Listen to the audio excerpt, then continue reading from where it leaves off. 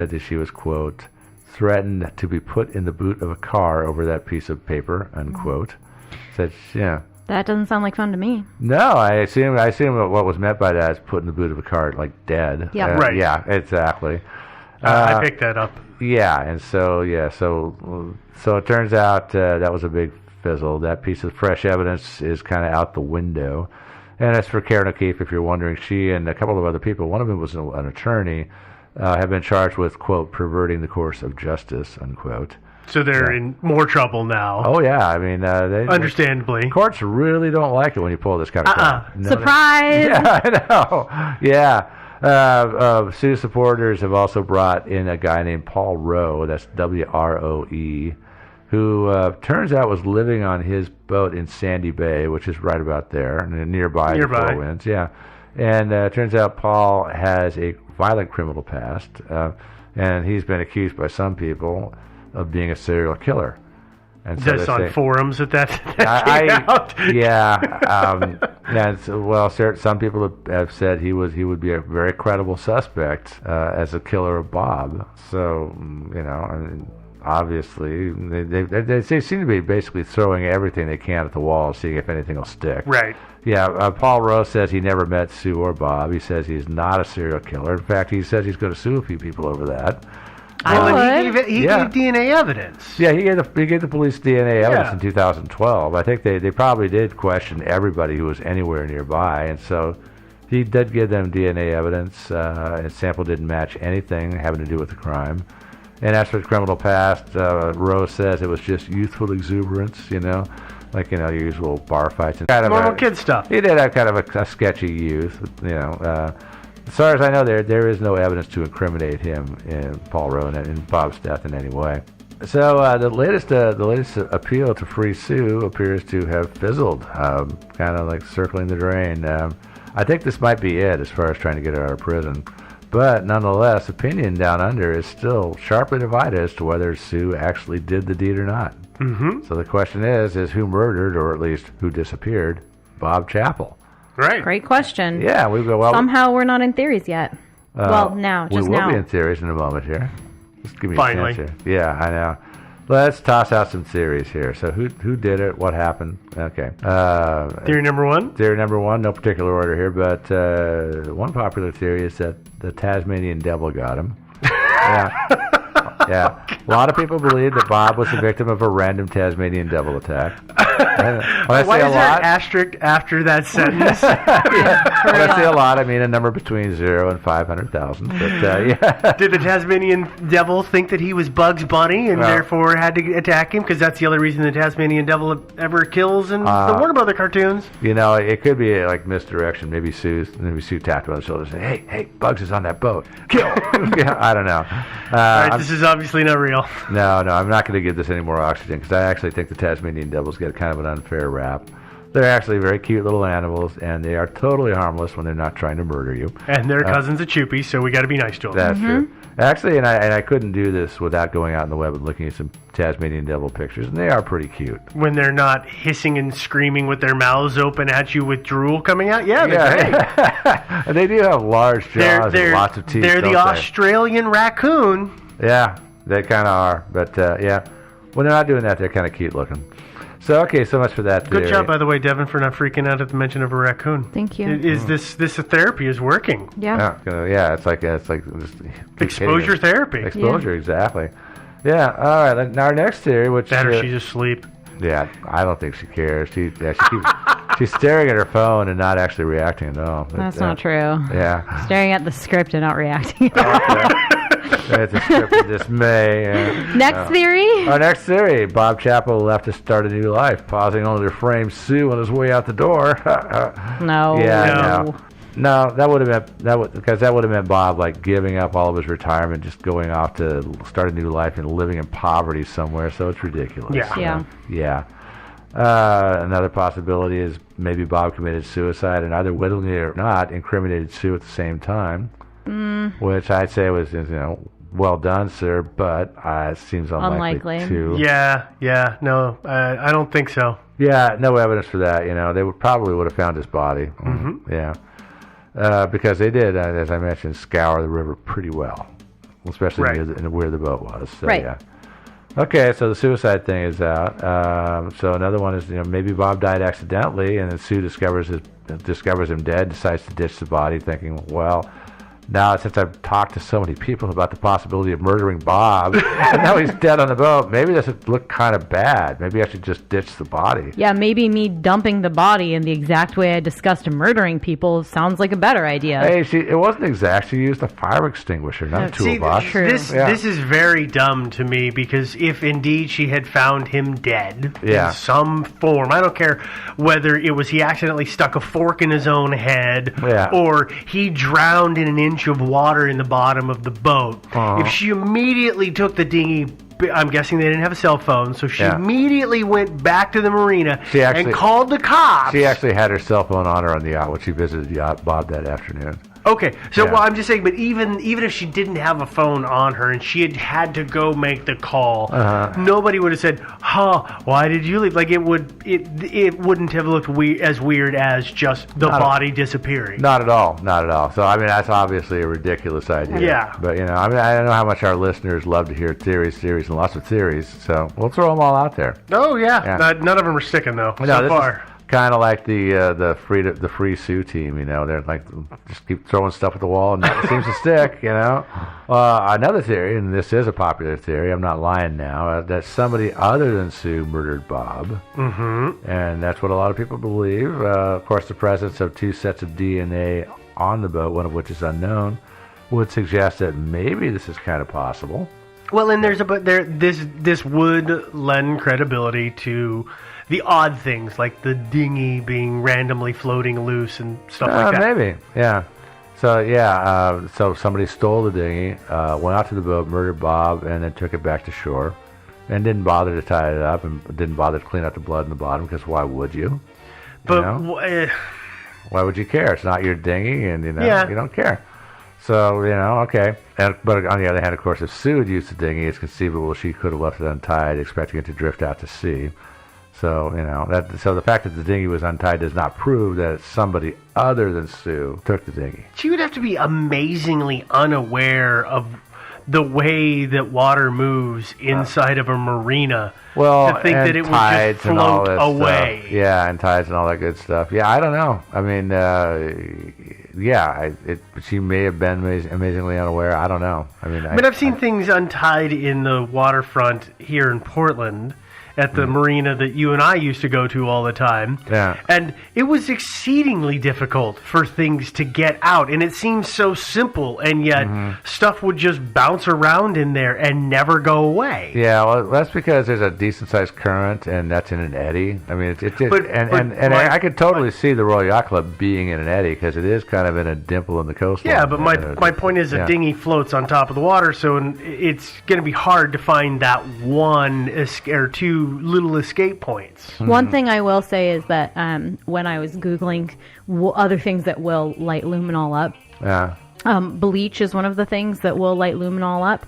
So it's possible that she did bleach out the bottom of the dinghy, thinking, well, they won't find any blood in it because it'll have been cleaned. But if they find it floating, it'll make it look more like somebody who didn't really care about it, just threw it away or whatever. And exactly. Then they did test it for luminol, and she was like, oh, dang. Conversely, though, if that dinghy came with the boat and they bought the boat used and the boat was not in the greatest of shape, that dinghy may not have been in the greatest of shape, and somebody might have said, it's a white dinghy and the interior is brown. Maybe I should bleach it and see if I could clean it. I mean, there's a million ways that somebody could happen. else could have been murdered in the dinghy, too. I mean, that's a good point. Like, realistically, it could be somebody. I don't know how long blood sticks around to, light luminol up, but... And I don't know how often you clean your dinghy, either. I wouldn't clean it at all. It's on an individual basis. Each person is different. Probably, but it is weird. I mean, it's weird that there's 2 sets of DNA and that one of them is Megan Voss, maybe, but maybe not, but probably. Probably is her, or at least her DNA. But I guess I thought the point of, like, even putting your boat at a yacht club is that like there's restricted access. It's like a gated community for your boat. Yeah, right? that's so it's safer. People like to break into boats, and boats are easy to break into. Yeah, that's why people put them in locked marinas and stuff. And so if her boat was tied up in the marina, it would have been difficult to get to. Unless there was maybe there was a serial killer living or at least using the marina. Mm-hmm. Could have gone out Dexter style. Yeah, exactly. Mm-hmm. And Dexter owned a boat. There you go. Mm-hmm. Yeah. With Dexter. Yeah, it could have been Dexter down under. Australian Dexter. Mm-hmm. Yeah. What's Australian for Dexter? Does anybody Dexter. know? What's Dexter upside down? Yeah. That's your answer. Yeah. Mm-hmm. It's like, no, I'm not going to say it. Rhett. No, okay, it's fine. no, it's too much of a tongue twister. Yeah. Of course, if somebody else, say had access to the club and they stole the dinghy and took it out to the boat, killed Bob, then that renders the whole Megan Voss sub theory kind of moot anyway. Yeah. Yeah. But then it still doesn't totally pointless. explain why her DNA was there. But sure. No, it doesn't. And I'm thinking with Megan, it could just possibly be she didn't want to admit to this, but it might just be that she and some of her friends at some point got their hands on a small boat, decided to go out, because if you look at the aerial, I don't know if it's the same case in 2009 as it is now, but literally I counted the boats out there. There were like 60 large boats anchored off the yacht club when that photo was taken. And so I could totally see some ne'er-do-well types, if they get their hands on a boat, going out there some night and just going from boat to boat, finding boats that are unoccupied, seeing if they can break in and steal stuff. Pilfer some stuff. Mm-hmm. Yeah. Maybe she at some point, she and her friends pulled alongside that boat, and she reached out and grabbed it, and maybe they heard Bob down below or whatever and just took off. I don't know. Who knows? Yeah. So it could be that she actually was on the boat or touched the boat or something. I mean, who knows? But as far as somebody else doing it, there's a couple of problems with this. Like I just said, there are lots of yachts anchored there. All those boats are going to have tenders for getting to shore with. A big chunk of those boats would have had their tenders tied up in the Royal Yacht Club. And the club also would have had other small boats to steal. For non-nautical types, tenders are the dinghy. Yeah, the tenders are the dinghy. Yeah, the tender is the thing you use to get to shore. Sorry about that. No. But people keep asking for you to use all those nautical terms, and I realize, wait, we're losing them. Use boaty talk. Boaty talk. But so there's all these small boats to steal in this marina. It's kind of an amazing coincidence that somebody intending to go out to the Four Winds and commit murder, robbery, whatever, happened to take the same exact tender belonging to that same exact boat out of the marina. That's really remarkable. And as you were saying, was it marked? We don't think so, right? At best I can tell, like I said, I've seen 2 pictures of it, and I haven't seen it from every single angle, but I didn't see any markings on it that indicated it belonged to the Four Winds. Right. But maybe Sue's knots were really easy to actually get off, undo, whereas other people actually used a cable lock. Yeah, maybe Possibly, her marks were extra special crappy. That's a good point. She's like, 3 square knots. That worked. Yeah. Of course, and you could argue that if they did somehow know it was if it was marked the Four Winds, maybe somebody says, okay, there's a boat out there called Four Winds. This must be the cruise ashore. Mm-hmm. And so we'll take the dinghy out there because we know that since they're ashore, the boat's empty, we can go rob it. But if there's anywhere from 20 to 60 boats out there, they got to go find them. They got to go find the thing. That's got to take a while, unless they've really been watching through binoculars and they've got them all marked or something like that. Yeah, which speaks to a grander, larger conspiracy slash plan. Right, exactly. And the Four Winds wasn't like the grandest boat that was there, right? Not really, no. Because there would be something to be said of, it was plated in gold. That's the biggest boat out there. Yeah. We're going to that one. Yeah, I'm sure it was one of the larger ones at 53 feet. That's a pretty decent sized boat. But it wasn't like the biggest of them. It's not a mega yacht. 53 feet is not that enormous. But it's not tiny. I mean, maybe that was it. It's a substantial boat. Yeah, maybe that was just it. Is they thought, oh yeah, this says Four Winds, or whatever. And we're going to go out to that boat that's the biggest one. Yeah. And rob it. And then, midway through the robbery, Bob comes up and they're like, dang it. Yeah, exactly. So they hit him over the head with something. And, and of course, they don't know if they've killed him or not. I mean, you don't know. I always loved that in the movies when they cock somebody out, It's like, and they're just always so assured that he's knocked out. And it's like, maybe you killed him, dude. Mm-hmm. They never even think about that. But they don't know Bob is alive or dead. And the sensible thing to do at this point is that, well, okay, we just hit this guy. We better get out of here. Let's go back to shore. We'll burn the dinghy or whatever. Get rid of the dinghy, and hopefully his head injury will prevent him from remembering our faces, and that's that. It sounds like a Liam Neeson. Too. I mean, going, taking his body and hauling it out way out towards the sea and dumping and stuff like that doesn't really make a lot of sense. Unless you're trying to hide the body. Well, yeah, but I mean, it's like, if you're just doing a little robbery kind of thing, if you do happen to get caught, a little robbery thing. The little robbery thing, you can just say, look, we had no intention of hurting anybody. He just got kind of hit on the head, and nobody intended to hurt anybody or kill him. And fell. Yeah, whatever. I mean, it makes. But then what really doesn't make any sense is to get rid of the body and then try to draw attention to the boat by trying to sink it. That doesn't really make sense. Yeah. For anybody to do that. I agree. Yeah, I mean, there's a whole. I mean, the motive thing here, it's weird. Yeah, it's very, very loose. Yeah, I don't know. And so I guess it's a plausible theory, but it doesn't really answer most of the questions I have. No, it doesn't. And nobody has surfaced really with any kind of a motive to do it, unless it was somebody completely random. All right, so that leaves us with another possibility, which is that Sue Neal Fraser murdered Bob intentionally. The evidence kind of looks that way. Sue really is the one person who had a motive to sink the boat, which would be like, I think what a potential motive would have been Sue didn't want to be the one to discover the body or the evidence of foul play or anything. So by sinking the boat, or at least sending it lower in the water, because she knows it's going to take that boat a long time to sink, and so she does that, and then knowing that somebody's probably going to notice, and she'll be called down there, and she can just show up, and she won't be the first person on the murder scene. So that's a possible motive. I mean, I don't know. It's not rock solid, but that's the only motive I can think of for really sinking the boat. Well, I know that this sounds dumb with a boat, but it always seems like if you're going to destroy the evidence, burning the boat would be much more efficient in destroying evidence than trying to sink it. Well, what I would have done if I would have been sued. I mean, think of it like a kerosene lantern or something like that, and you just push it over on a cushion, and then you run and leave. Yeah. It's going to catch fire. Well, go ahead. Well, I was just going to say, I mean, boats sink. Yeah, they do. Sometimes. And I don't know that there's if you have insurance on it and your boat sinks and you get to claim insurance, I don't know that they're going to go in there and be like, oh, look, it looks like these sabotage. Are the 3 sabotage things. They're going to be like, wow, that sucks. Your boat sunk. Well, I think here's the money. Somebody's going to investigate a sinking. They always do. It's like when airplanes crash. Somebody investigates it, even if it's a private craft. Right, but I don't know how well how thorough it is, or I don't know boats well enough to know if you could tell if these certain things were sabotage necessarily or whatever. So I guess that's always my assumption with when people try to scuttle their boats by sinking them is that it's like that's the easiest way to say, like, I don't know if something happened, it sank. Yeah.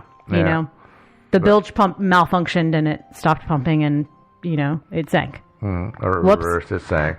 Whoops. Yeah, obviously, Sue didn't plan the crime as well as she could have. If she did it, of course, we don't know. I don't know. I would have, if I had been her, I would have just not bothered moving the body. I would have just, put some C4 into the bottom of the hull on timers, and then just taken it out to sea and set the timers, jump in the dinghy, head back to shore, and the boat blows up and it sinks nice and quickly. You don't have this hours and hours and hours of slowly sinking. It just and then you just blame Kevin Spacey for the whole thing. Yeah, it's done. It's crazy. Yeah. So run through the official how this theory works, because we just kind of danced around it, but the official prosecution theory, you mean? Well, yeah. Give everybody what you've got here about why Sue would have done it, or why it's believed she did it. Why is she the strong candidate? Yeah, she's a strong candidate because she had a motive, financial motive. She's the only person that ever talked about killing Bob, and it was numerous people testified that there was tension between them, and that their relationship didn't seem to be that good. She was very near the murder scene the night in question, and she tried to cover that up. And she had really kind of super questionable alibis. Yeah, well, she did. For example, if she did indeed drive down there, take the dinghy out, and because the assumption is Bob was already dead. She goes out there later to get rid of the body. right? And so, because when she killed him, it was she still killed light. him in the early afternoon, early to middle to late afternoon, sometime. But after during the fight. Well, I had to leave the body because it was still daylight. The sun didn't set till 8:41 p.m., and so she couldn't get rid of the body until after dark. Okay. Yeah, and so she goes back down. Now, getting rid of the body is going to take her at least 2-3 hours. And in that meantime, her car is parked right there on Marieville Esplanade or maybe Margaret Street. And so to account for that,